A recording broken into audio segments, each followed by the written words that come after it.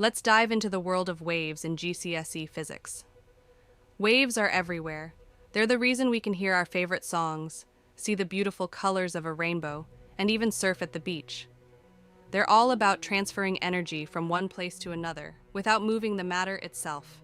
Think of it as the ultimate energy delivery service. First, let's break down the two main types of waves: transverse waves and longitudinal waves. In transverse waves, the vibrations are perpendicular to the direction the wave travels. Imagine flicking a rope up and down. The wave travels horizontally, but the rope itself moves up and down. Light waves are a classic example of transverse waves. They're like the rock stars of the wave world, traveling through space to light up our lives. Literally. On the other hand, we have longitudinal waves, where the vibrations are parallel to the wave's travel direction. Picture compressing a slinky and letting go. The coils move back and forth along the direction of the wave. Sound waves work this way.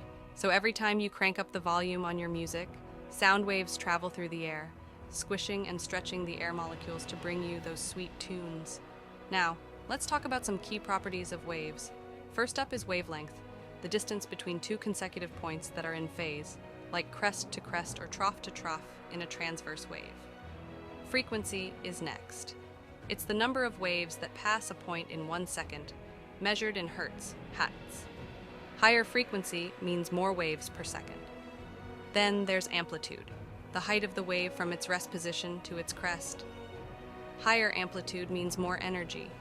Finally, we have speed, which tells us how fast the wave is traveling through a medium.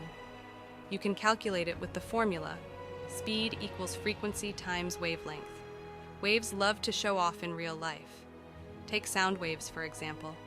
When you speak, your vocal cords vibrate and create longitudinal sound waves that travel through the air to your friends' ears.